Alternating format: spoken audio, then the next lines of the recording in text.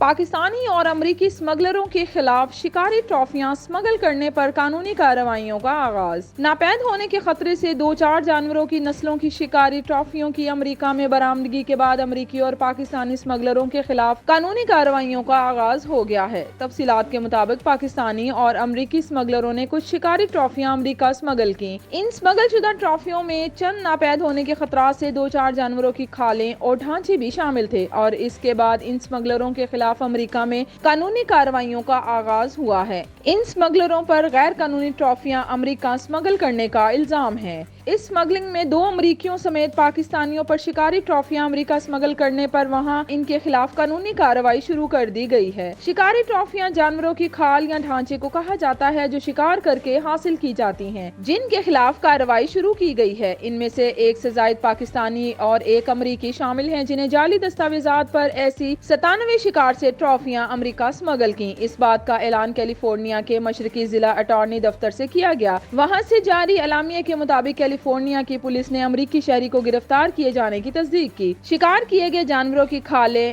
یا روئی یا ٹھوس اشیاء سے بھرے اجسام شکاری یادگار کے طور پر محفوظ رکھتے ہیں۔ جعلی کاغذات ایک پاکستانی کمپنی نے دو امریکیوں کی ملی بھگت سے تیار کیے۔ تفصیلات کے مطابق امریکی حکام نے کارروائی اپنے طور پر کی ہے۔ اس معاملے سے پاکستانی حکام کو اپریل 2018 میں آگاہ کر دیا گیا تھا اور اس معاملے کی تحقیقات کی درخواست بھی کی۔ جولائی 2018 میں معاملہ تفتیش کے لیے FIA کے حوالے کیا گیا۔ تحقیقات کے بعد FIA corporate crime circle Karachi کے تفتیشی افسر نے ملزمان کے خلاف مقدمہ درج کرنے کی سفارش کی، لیکن FIA کے زونل بورڈ نے کیس بند کر کے اسے Pakistani customs intelligence and investigation wing کے حوالے کر دیا۔ اس کے بعد کسٹمز نے اپنی تحقیقات مکمل کر لی ہیں اور ملزمان کے خلاف مقدمہ درج ہونا باقی ہے۔ امریکی اٹارنی دفتر کے ریکارڈ کے مطابق پاکستانی کمپنی شکاریوں کو سہولیات فراہم کرتی ہے۔ امریکی تفریحی شکاری اور پاکستانی کمپنی کی خدمات حاصل کرتا ہے۔ وہ پاکستان میں ناپید ہونے والی بھیڑ یوریل کا شکار کرتا ہے اور بعد ازاں ٹرافیاں امریکہ اسمگل کرتا ہے۔ امریکی شکاری نے شکار کے $50,000 ادا کیا۔ مارچ 2018 میں وہ ایسی 8 ٹرافیاں اپنے ذاتی سامان میں لے کر سین فرانسسکو پہنچا۔ امریکی کسٹمز اور بارڈر پروٹیکشن ایجنٹس نے فوری طور پر